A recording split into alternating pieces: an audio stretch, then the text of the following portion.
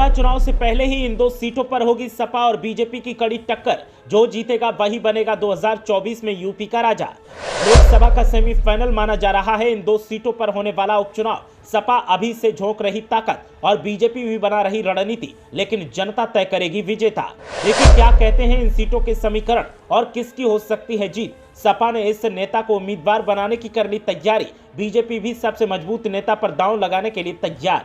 लोकसभा चुनाव के लिए रणनीतियां बनाने का दौर जारी है, लेकिन किसकी रणनीतियां सफल साबित होंगी वो लोकसभा चुनाव से पहले ही सेमीफाइनल में तय हो जाएगा। उत्तर प्रदेश में दो ऐसी सीटें हैं जिन पर सपा और बीजेपी की टक्कर जल्द देखने को मिल सकती है और आमने सामने के मुकाबले में जो भी विजेता होगा सबसे ज्यादा फायदा 2024 में उसी पार्टी को मिलेगा। वैसे तो इन सीटों का सियासी रुझान चौंकाने वाला है, लेकिन सपा और बीजेपी की तरफ से ताकत झोंकने का दौर जारी है, जहां दोनों ही दलों की तरफ से अपने अपने सबसे मजबूत नेता को उम्मीदवार बनाने की तैयारी हो रही है। तो वहीं दूसरी तरफ रणनीतिकारों को अभी से सक्रिय कर दिया गया है। हालांकि इन सीटों का नतीजा सरकार बनाने और गिराने में कोई भूमिका अदा नहीं करेगा, लेकिन 2024 में जीत किसके हिस्से में आएगी उसकी तस्वीर जरूर साफ कर देगा।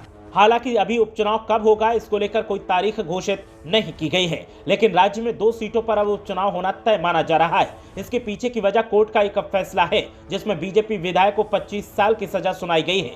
दुद्धी विधानसभा सीट से वर्तमान बीजेपी विधायक राम दुलार गौंड को एक नाबालिग से रेप करने के मामले में 25 साल की सजा सुनाई गई है। सोनभद्र की एमपी एमएलए कोर्ट के द्वारा सजा सुनाए जाने के बाद अब उनकी सदस्यता रद्द होने की औपचारिकता अभी बाकी है। हालांकि बीते 15 दिसंबर को कोर्ट के द्वारा सुनाए गए इस फैसले के बाद उनकी सदस्यता रद्द होना तय माना जा रहा है। ऐसे में यूपी में दुद्धी विधानसभा सीट जल्द रिक्त घोषित की जा सकती है। जानकारों की माने तो कोर्ट के आदेश की सूचना विधानसभा सचिवालय को मिलते ही दुद्धी सीट पर राम दुलार गौंड की सदस्यता रद्द हो जाएगी। इसके बाद दुद्धी सीट को रिक्त घोषित करते ही अधिसूचना जारी कर दी जाएगी। लेकिन इससे पहले उत्तर प्रदेश की लखनऊ पूर्व सीट भी पहले से रिक्त है।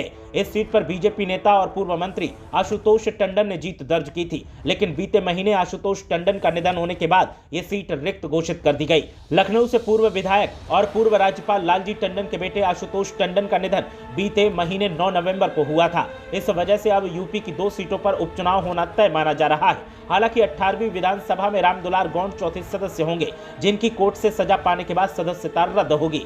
इससे पहले सपा नेता आजम खान और उनके बेटे अब्दुल्लाह आजम की सदस्यता जा चुकी है। इसके अलावा खतौली से बीजेपी विधायक रहे विक्रम सिंह सैनी की भी सदस्यता जा चुकी है। ऐसे में अब जल्द ही चुनाव आयोग अधिसूचना जारी कर सकता है और कयास लगाए जा रहे हैं कि अगर अधिसूचना जारी कर दी गई तो फिर बीजेपी और सपा में आमने सामने का मुकाबला होगा और जो जीतेगा वही 2024 के लिए क्वालिफायर माना जाएगा। ब्यूरो रिपोर्ट, मीडिया हलचल।